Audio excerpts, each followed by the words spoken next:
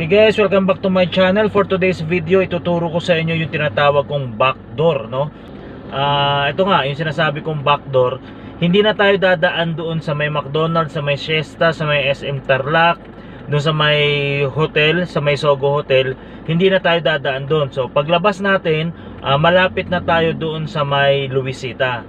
So doon sa mga kapwa ko biyahero, sa mga kapwa ko driver, kung galing kayo ng Pangasinan at aabutan kayo ng rush hour sa may Tarlac City, baka malaking tulong to sa inyo guys na daanan upang makaiwas ng traffic. So bali galing ng Pangasinan guys, papunta ako ng Cavite ngayon, pero stopover muna ako sa Quezon City.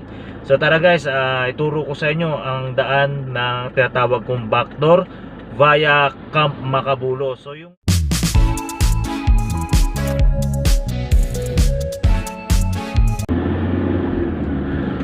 So yun na nga guys, no, bale nandito na tayo sa pinakadulong parte ng Santa Ignacia. Ayan guys, yung arko ng Santa Ignacia. Ayan. So leaving Santa Ignacia, ang susunod na bayan dito guys, yung Tarlac na. So Tarlac City na ito. Bale yun nga, katulad nung sinabi ko kanina, dadaan tayo doon sa tinatawag kong backdoor at iiwasan natin yung mga stoplight. Apat na stoplight ang iiwasan natin. Hindi naman siya guys shortcut, kasi kung titingnan nyo sa mapa, mukha nga lang halos long cut din eh. Pero ang iniiwasan natin dun guys, yung traffic. Lalo na kung maaabutan kayo ng rush hour, mas maganda dun dumaan. So tingnan nyo guys ha. Okay, Tarlac City 8 kilometers, Manila 133 kilometers pa galing dito. Okay guys, malapit na to sa normal na dinadaanan. Yung ibang mga private car guys, dito dumadaan. Okay, ewan ko itong kasunod nating Ford, yan. So yan guys, so kumanan yung naka Ford Escape. So tayo dire-diretso lang guys, kasi dadaan nga tayo sa likod. Yan. So dyan yung normal na daan guys kapag naka private car kayo. And then ang tumbok nun guys sa may sa may McDonald's, doon sa may one way, 'di ba? Meron dong stoplight. Yung galing Pangasinan guys, tapos gustong pumunta ng Monasterio de Tarlac, dito rin yung daan guys. Ayan o, meron dyang intersection, malapit na tayo. Pa Manila tayo guys ha. Dito sa bandang kanan guys, yan yung papuntang San Jose Tarlac. Yan, dyan sa may liliguan nung kulong-kulong na yan. Dyan yung papuntang Monasterio de Tarlac, no? So nakikita nyo guys yung Victory.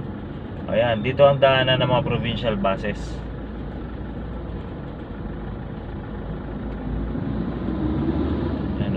Sila. Ayan guys, ito na yung tulay na papuntang Tarlac City. Ayan, ito yung daanan din ng provincial bus guys. Ayan, kakaliwa sila dyan. Tingnan mo guys, oh, ang daming kumakaliwa, di ba? Ayan, kasi dyan talaga ang daanan pa Manila.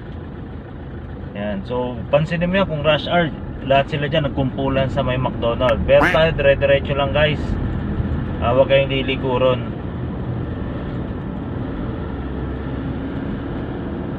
Bali yung dadaanan natin guys yung Camp Macabulos. Hindi siya shortcut guys, pero less siya sa traffic. Pero kung halimbawa dadaan naman kayo na madaling araw, wag na kayo dumaan dito guys, kasi maluwag naman sa may Tarlac City.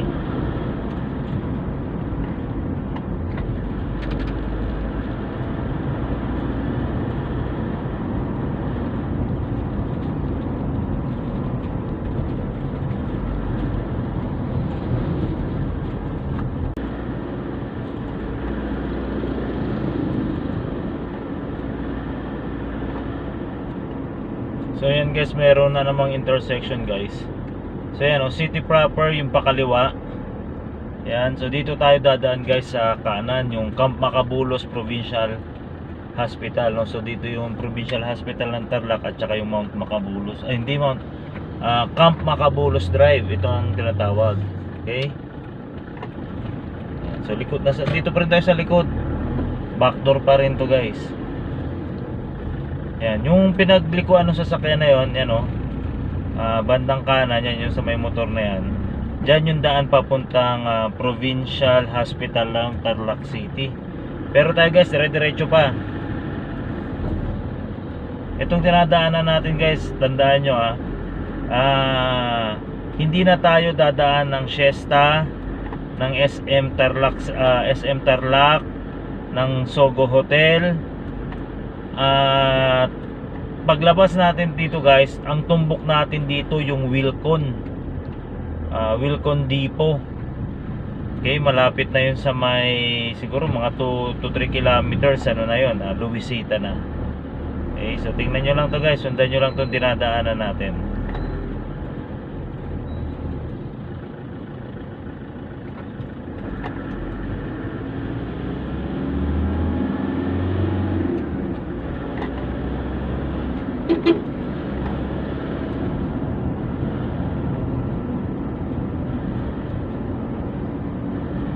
Bandang kaliwa, guys, ito yung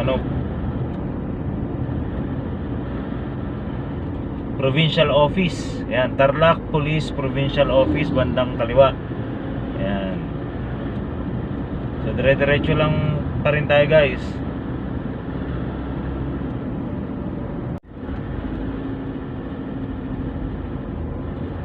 Huwag kayo mag-alala, guys, hindi naman kayo mawawala dito kasi syempre may ways naman. Ituturo na nila sa inyo yun yung daan talaga. Okay? Pero panoorin nyo na lang to, guys, kung gusto nyo kung gusto nyo dumaan dito sa tinatawag kong backdoor sa may Tarlac City.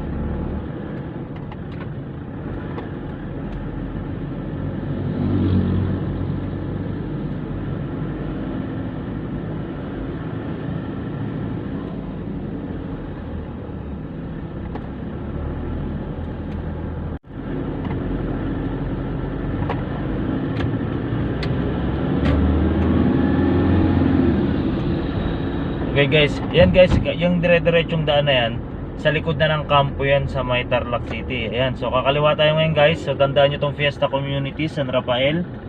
Ayan, so kakaliwa tayo, dahan-dahan. Ayan. Huwag kayong mag-alala, guys, hindi kayo mawawala rito. Okay. Ayan, kumaliwa na tayo, guys.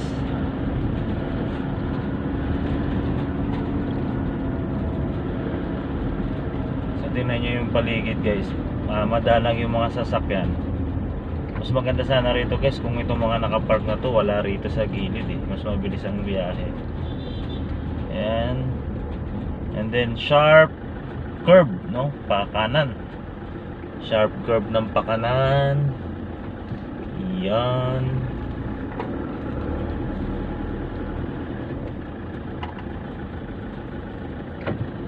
Naging parkingan ng tricycle.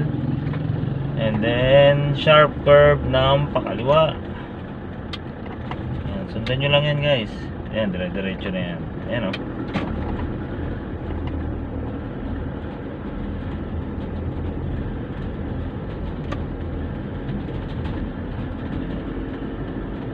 Bagal ni Tatang. Shout out sa'yo, Tatang.